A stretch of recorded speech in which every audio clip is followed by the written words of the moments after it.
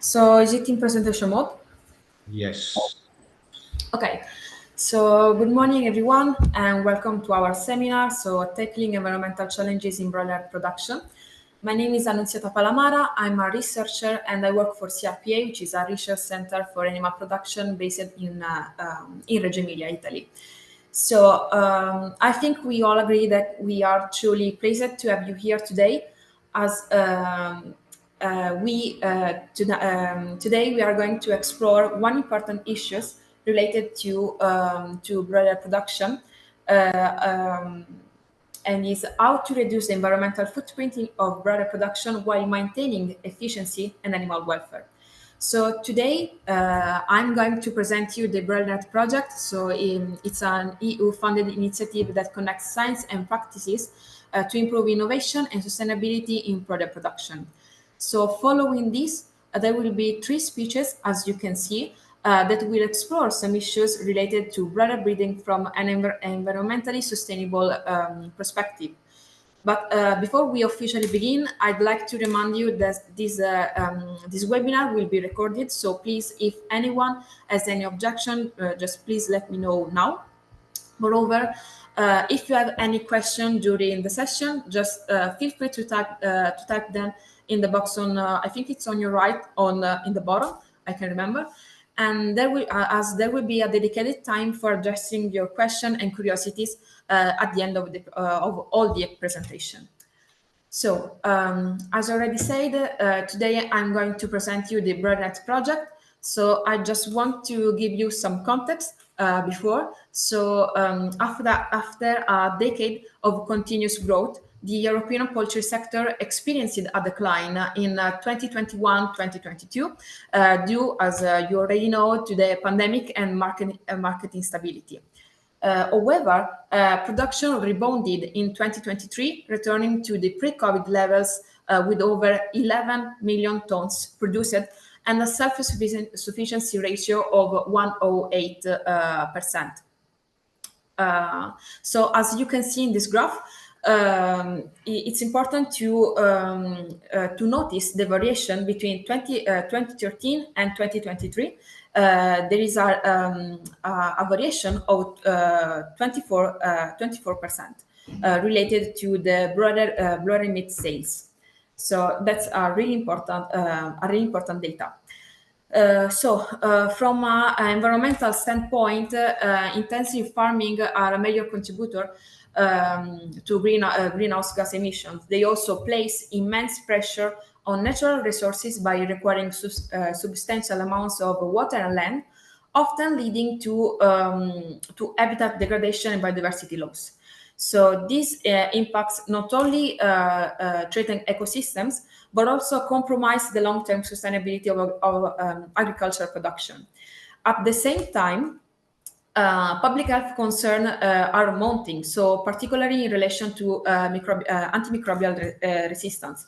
The widespread overuse and the misuse of antibiotics in livestock farming accelerate the development of resistant bacteria, posing a significant risk to both animal and human health globally. An important concept that I want to highlight is that only through a truly participatory approach, so where farmers, policymakers, scientists, and consumers collaborate, so only through this kind of approach is it possible to develop a sustainable solution that effectively balance production efficiency with the environment, the health, and the animal welfare goals. So that's a key point. So the BroilerNet project, it's a project funded by the EU. It's a project EU-funded initiative under the Horizon Europe program, running from the August 4th, 2022 to July 31, 2026. This project is coordinated by the Swedish University of Agricultural Sciences, and the main objective, so the focus of this project is to sharing knowledge about broiler breeding to enhance the management and the sustainability of the broiler sector. So prioritizing the improvements in environmental sustainability, animal welfare, and animal health. So the insight generated and shared through the BroilerNet project will equip farmers and stakeholders with the tools and the information needed to tackle future challenges related to sustainability, as I already said, welfare and animal wealth. So within the broiler industry. So these are the 25 organizations that are involved in the project, and they are from the 13 countries. Just to name some of them, there is the CRPA, the University of Wageningen, for example, the University of Ljubljana, but also the Royal Agricultural University or Unitalia, for example. An important concept is to understand the groups within the project. So there are the BNF, the beans, and the TENS. So the BNF acts as key facilitators in the process, as they are responsible of collecting the good practices and also the challenges. So through the by managing the beans group. So the beans are the broiler innovation networks. They operate at the national level and are composed of poultry sector experts from each participant country. So their main role is to propose new challenges relevant to their national context, as well as suggest good practices aimed at addressing those challenges. Last but not least, the TENS, so the thematic expert networks. These people are international expert groups organized around the project three core themes, so the environmental sustainability, animal welfare, and animal health. Their task, the task of the TENS, is to select the new challenges and also decide who is the champions of each challenges. And they have to do this for 3 consultation rounds. So this is also the structure of the project. So as already said, there are three teams, and for each teams and for each year, there are 3 challenges. So for the first consultation round, for example, there are 3 challenges for the animal welfare, 3 for animal health, and 3 for environmental sustainability. So the challenges are proposed by the beans according to national needs, and then selected by the TENS, so by the expert. Then the beans propose good practices based on real data, so you will not find theoretical good practices. So they're based on true data. These are then evaluated by the TENS, by the expert again, and then they decide who is the winner of each challenges. So these are just 3 examples of the first consultation round. These are the champions of the environmental sustainability challenges. So as you can see, there are the 3 challenges of the first consultation round related to environmental sustainability, were energy management, carbon neutrality, environmental footprint, and then feed sources and feed quality. And the champions were electricity from photovoltaics related to the energy management challenges. And right after my presentation, Paolo Ferrari will explore these best practices. Then related to carbon neutrality and environmental footprint, the winner was transfer of spent litter to produce fertilizer. And then last but not least, feed sources and feed quality. In this case, the winner of these challenges was promote insects as an alternative source of proteins in broiler chicken feed. So just an important thing that I want to share with you is our website. So if you want to learn more, just head over to broilernet.eu. So in this in our website, you can find the best practices and in-depth resources. Also news and updates of upcoming events, like this one, for example, key documents in 14 languages, and then interviews and success stories. So just start exploring and stay connecting with the latest insights. So if you want to learn more. So that was the BroilerNet project. But if you want to learn more, just feel free to send me an email. I will be really happy to share with you all I can. So I think I can stop sharing my screen, and I think Paolo, the stage is yours, so you can share your presentation and we can keep going. Thank you, Tina. Let me find a way to share. Yeah, just a moment. Start with the right slide. And then, okay, that's good. And this should, okay. Now it should be in presentation one. Is that right? Yep. Yeah, good. Okay, so thank you, everybody. My name is Paolo Ferrari. I'm a senior researcher at CRPA. And today I'm pleased to present very shortly one of the champions of the first consultation round of BroilerNet. And he was, the farm is Cascina Felizia. It is an Italian farm. It is located in the northeast of Italy. It is a conventional farm. And this farm was selected for the good practice that was proposed in relation to the challenge energy management. So this challenge was selected among the 13 European countries involved in BroilerNet. In total, 23 good practices were collected across these countries in relation to the energy management. And the purpose of this challenge is to reduce energy consumption and increase energy sufficiency, and also through the use of renewable energy and innovation and energy efficiency.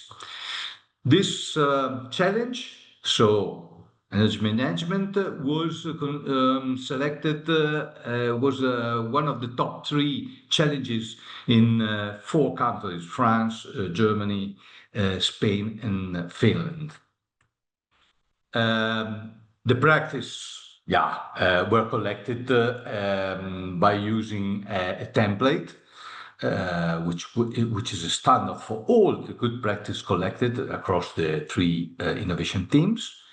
And this is, it's about the excellence, so the innovation value of the practice, but also paying attention to the value for money, so the cost of money. You will find also for this good practice a cost and benefit analysis that has been carried out by the University of Warsaw, who is a partner of this project. But also this practice has been chosen, selected, evaluated according to its practicability. So practicality, also to the feasibility and the possibility for most broiler farmers across Europe to implement it, to apply it.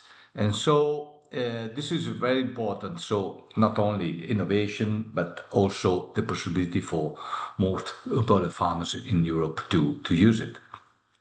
Energy consumption nowadays is not a big item of production cost, only 3.7%. As you know, most of the cost is related to the feed and to the work, and also the investment. And main innovation to improve energy management concern the building design and the implementation of technologies and materials that contribute to energy efficiency, like improving the barn envelope, which means the insulation of the barn, to have insulated roofs that can keep the heat in wintertime, and to avoid the incoming heat from outside, from the roof, particularly in summertime. Improve ventilation control and using high efficiency fans and interior systems, and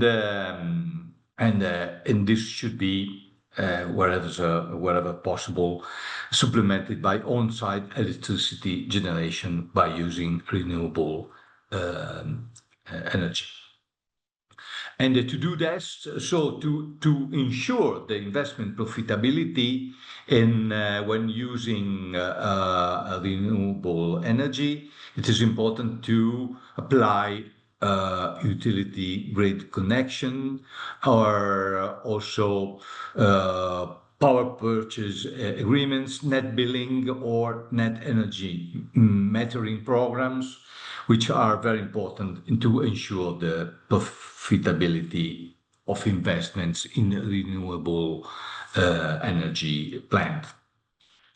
Also, partnership have been proved to be important, and cooperation as well, also for the adoption of renewable energy sources, and to ensure that it will be sustainable and cost effective.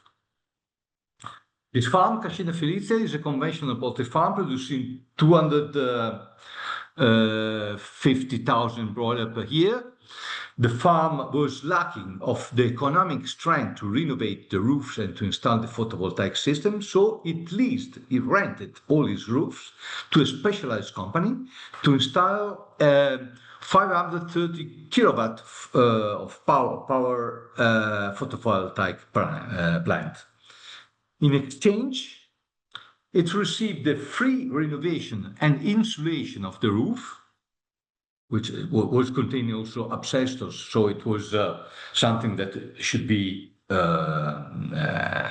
taken out.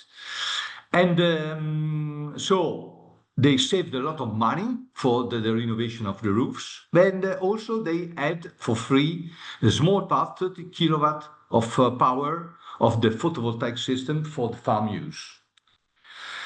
So, main advantages: no cost for the farm, better animal health, thermal comfort and welfare, because the farm invested the money that they saved from the investment to improve the ventilation inside the microclimate control inside the barn. And this was very good because the welfare, but also the productivity of the broiler was improved.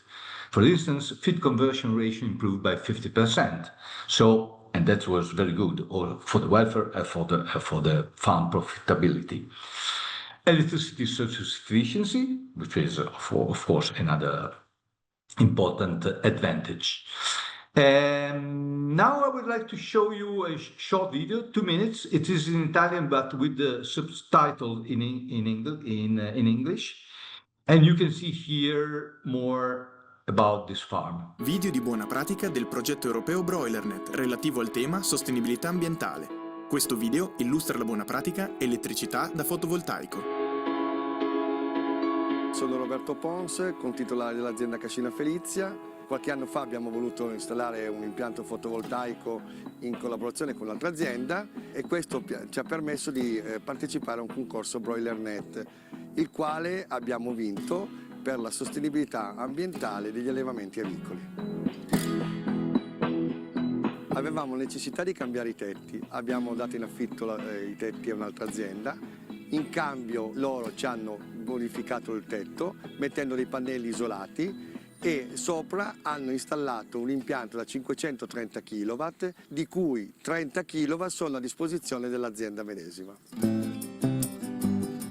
Questa collaborazione ci ha permesso di migliorare non solo la parte di isolamento termico del capannone, ma ci ha dato la possibilità di investire i soldi risparmiati dall'altro investimento in miglioramento di ventilazione, di areazione, di tecnologie interne di gestione del capannone, dando la possibilità di migliorare il benessere degli animali e la loro produttività.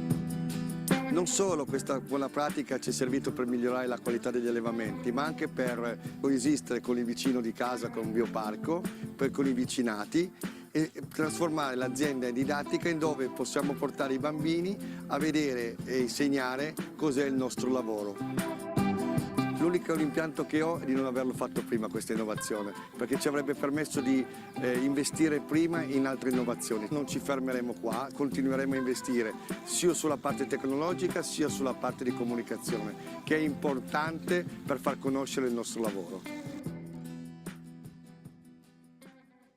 Okay. So thank you very much for your attention. Now I will give the floor back to Tina, who will present the next speech. Thank you. Thank you, Paolo. So now I think it's time for the Professor Mazzoni. So if you want to share your screen, please. Okay.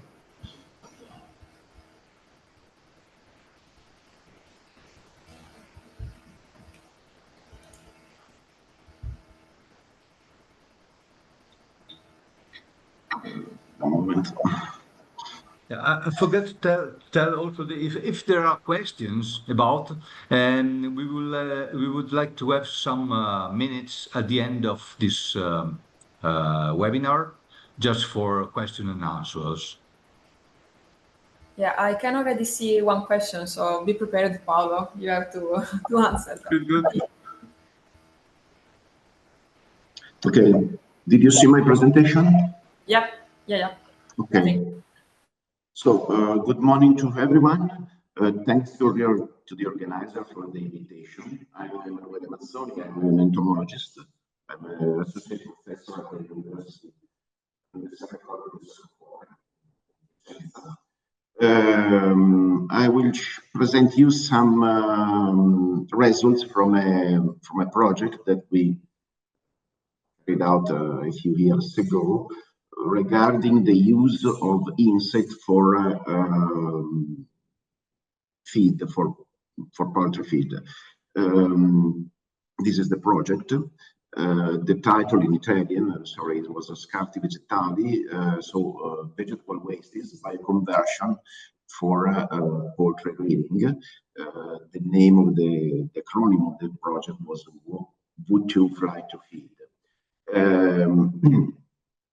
Founded by the Regione Emilia-Romagna inside of the Programma di Sviluppo Rurale in 2014-2020.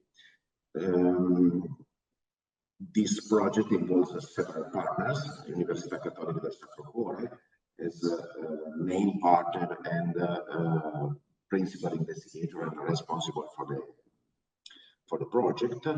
Centro di Formazione, Sperimentazione e Innovazione Vittorio Tadini for the part regarding the teaching, the formation of the farmers and dissemination of the results, and several agricultural or experimental agricultural farms involved in rearing of the broilers, of the hens, or producing and allowing access to vegetable wastes. The aim and the objectives of the project were to value agricultural vegetable wastes by transforming them into high-quality food for the poultry sector, with these specific objective: to use Annunziata larvae to convert agricultural wastes into biomass with high protein and liquid content, to use live larvae as a dietary supplement in poultry farms, broilers, but also hens, to measure the conversion efficiency and quality, comparing these results with the standard diet, with the standard feed, and at last also to evaluate the preference of consumer and to get the reaction of the consumer to this kind of production. On the left, you can see some pictures starting from different kinds of vegetable wastes. These bananas were not produced by our farms, but it's just a sample, adding very young larvae, and at the end of the process, collect natural. Professor Mazzoni, can I interrupt you just a quick for a minute, as we have difficulties to hear you right now. I try to speak loudly.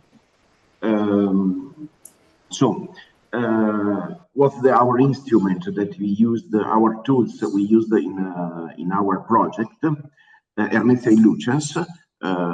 Likely many of you knows this insect. It's a fly from a family, particular family, Strationide, called the soldier fly, because these soldier flies have on their body some spines that resemble an armor of an older medieval knight. The larvae of these insects are aquatic or terrestrial.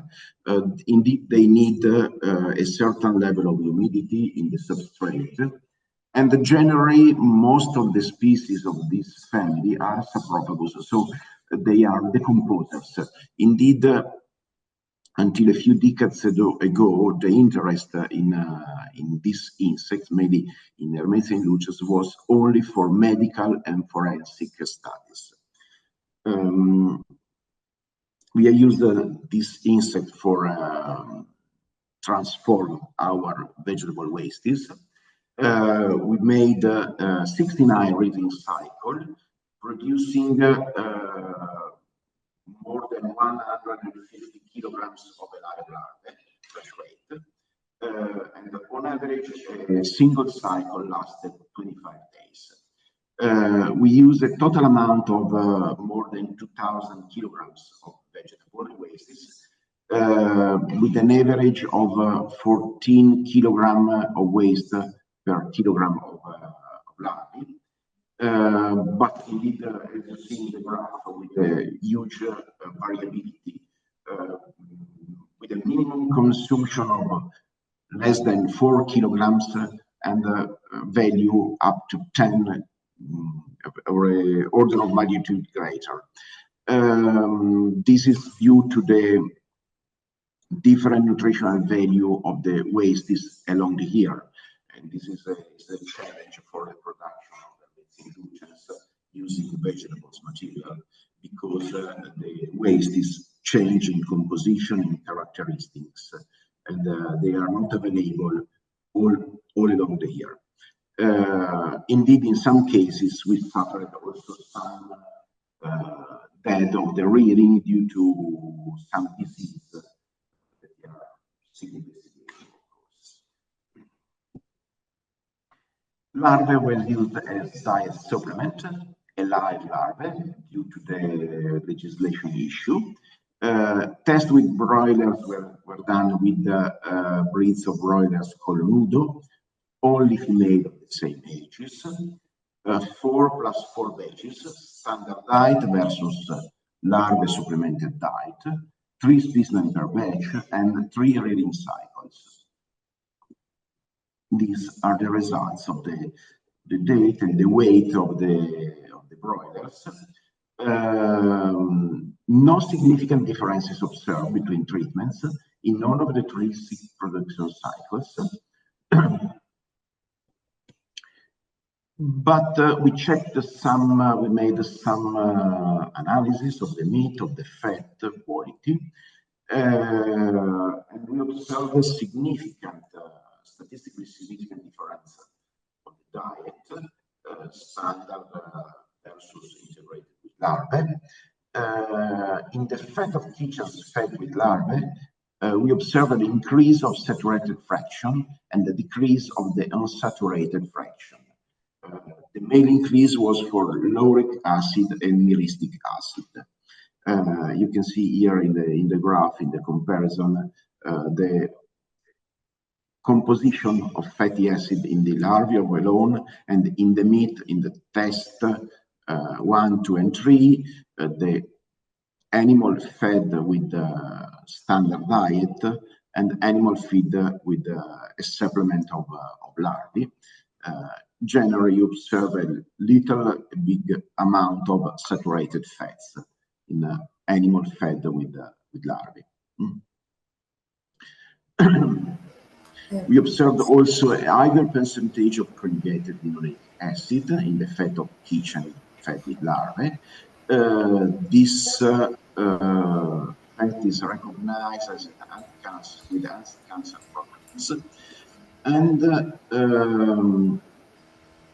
we observed a higher amount of unconjugated linoleic acid in the fat of kitchen fed without larvae. This fat has a high oxidation potential with negative effect on preservation and sensory characteristics of the meat. Regarding the ants and the larvae, the ants fed with the diet supplement, again a similar approach. Isa Brown is the breed, same age of the animals, 4 + 4 batches, 3 specimens per batch, and 3 breeding cycles. Significant differences in the eggs number produced in the 3 cycles, but no differences between treatments within each cycle. The mean weight of the eggs with the 2 diets was significantly different, even if the differences are not so high. And we observe a lower weight for eggs obtained from ants fed with larvae.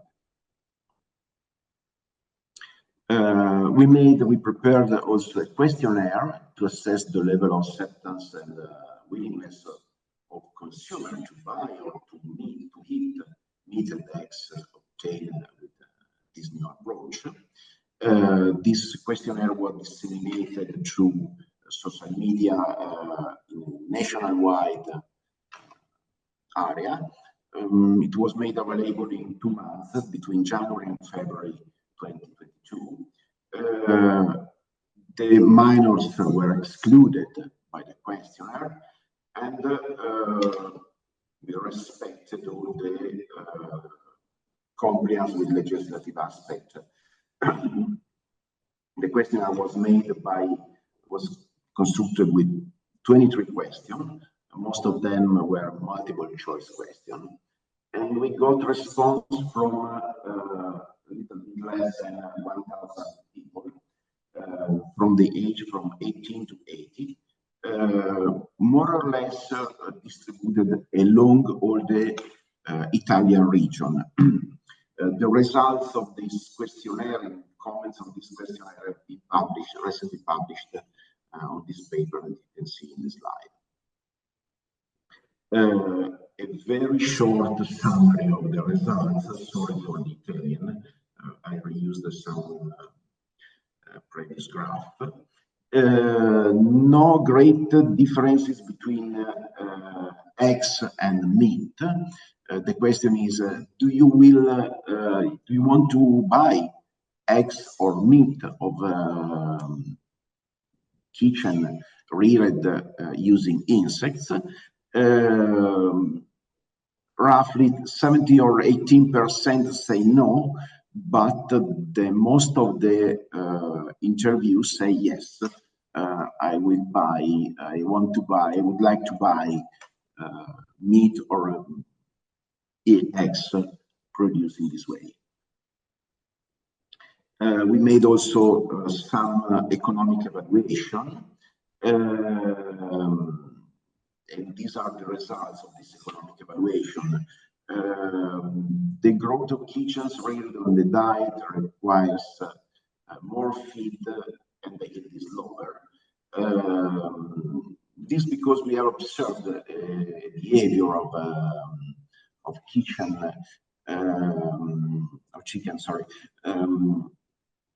when feed. When we mix, we supply the diet standard food along with the larvae, and this creates some of quite aggressive behavior. And ants or broilers search actively the larvae inside of the food, and this produces a sort of feed wastage. So it will be probably unable to supply the larvae from the feed. But on the other side, larvae are reared using vegetable wastes.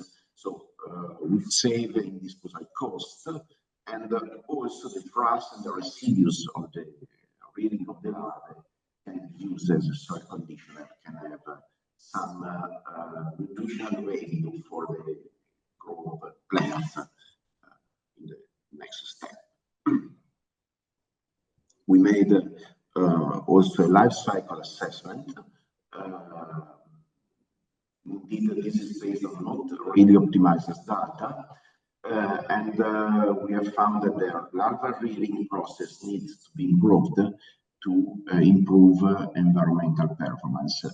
One of the big most critical issue is that the larvae that we supply alive to the broilers or to the hens have not a balanced ratio between protein and fat. Indeed, they have more fat than strictly needed, and this is a limiting factor in producing a good diet. Of course, many thanks to the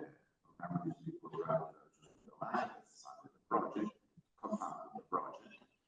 partners, to the organizer of this meeting, and of course to the audience.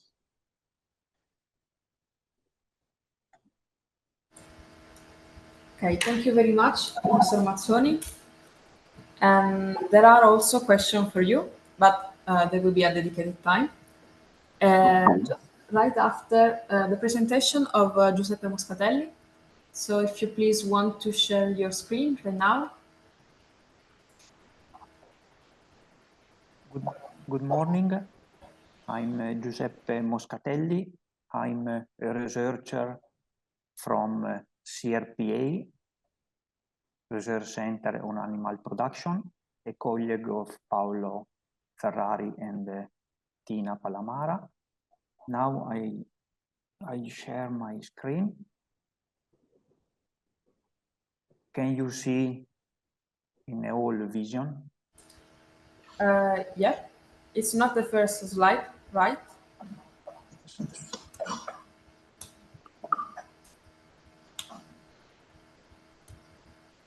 Okay. Perfect, thank you. This presentation will be about the use of spent litter for producing organic fertilizers, a good practice proposed by the Italian Broiler Innovation Network and elected the winner by the thematic expert network of BroilerNet in 2023 for the challenge carbon neutrality and environmental footprint. The poultry sector is a strategic sector for Italy and particularly for the Emilia-Romagna, because in Emilia-Romagna there is an average poultry consistency of 8 million chicken of the Italian total 76 millions.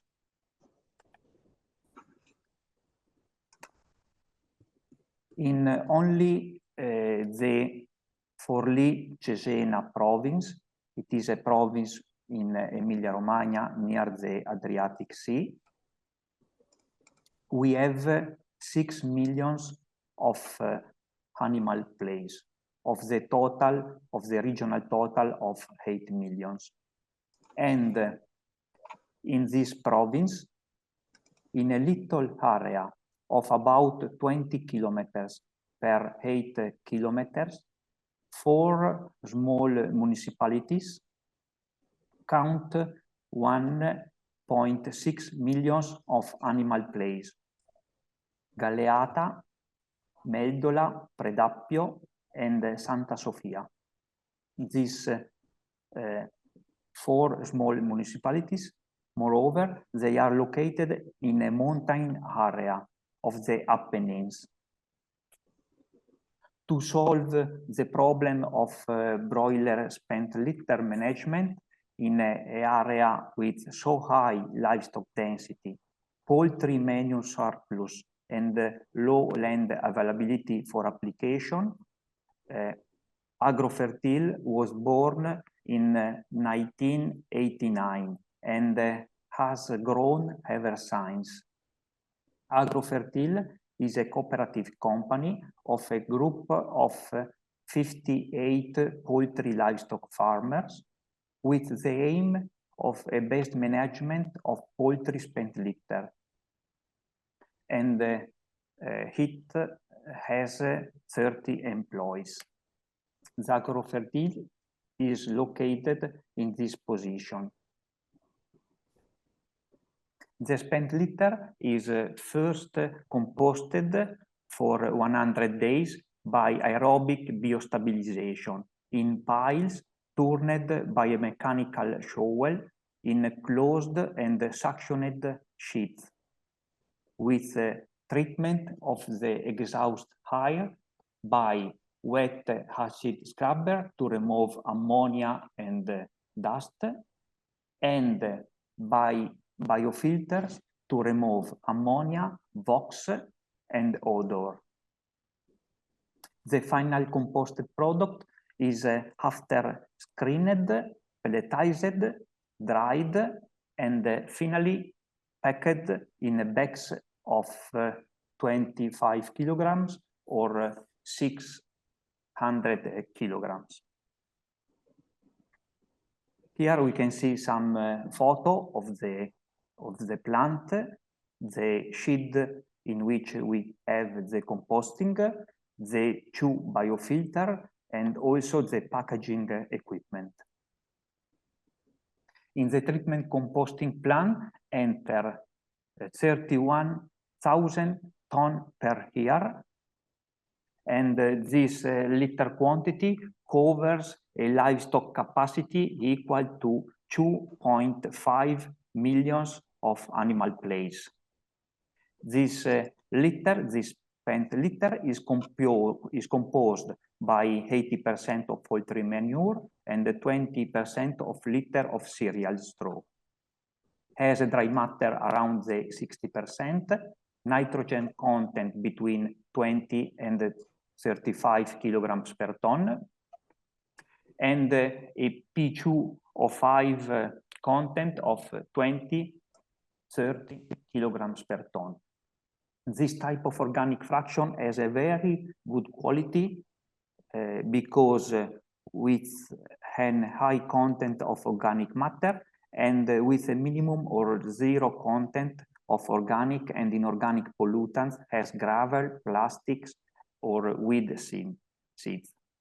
The final output product from Agrofertil are around 23,000, 26,000 tons per year of commercial fertilizer called Carosello, with a high market in area with low density livestock, particularly in the southern of Italy.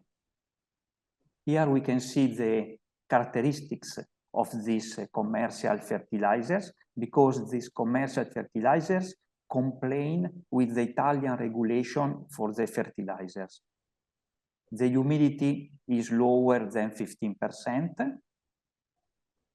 The nitrogen content is 4%. The phosphorus as phosphoric anhydride is 3.5, and the potassium as a potassium oxide is 3%. The fertilizer contains also mesoelements like sulfur, calcium, magnesium, and the microelements, and a very high quota of organic carbon, 34%, and this organic carbon has a very high grade of humidification, near to the 70%.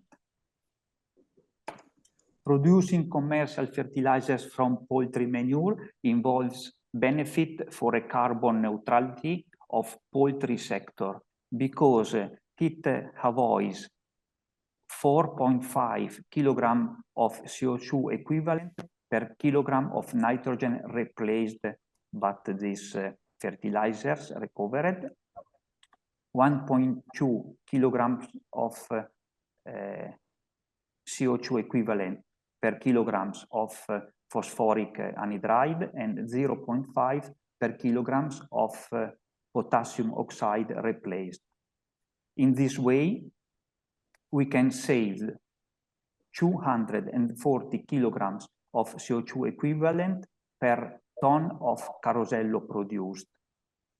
But of course, the CO2 equivalent emissions are also produced during the treatment, and they are 107, and mainly due to an electric energy and the fossil fuel consumption for the 80%. The CO2 contribution of poultry manure transport is not high, is only the 9%. At the end, the net CO2 equivalent benefit is equal to 133 kilograms of CO2 equivalent per ton of carosello produced.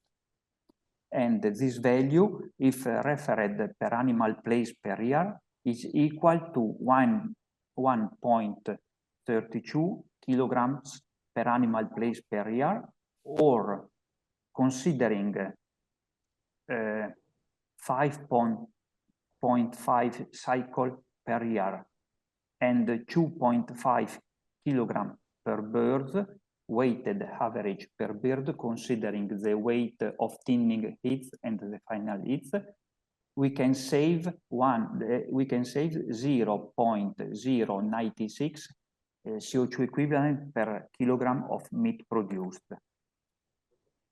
In conclusions, this good practice, transforming spent litter rich in quick release nitrogen into a commercial slow release nitrogen fertilizers, reducing ammonia emission and NP leaching.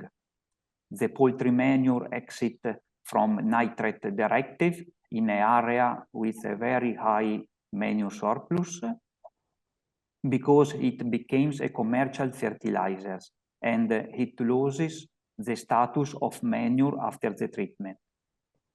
It is a case of circular economy, because poultry manure is transformed in recovered commercial fertilizers, saving 0.096 kilogram of CO2 equivalent per kilogram of meat, thanks to the commercial fertilizers replacement by recovered fertilizers.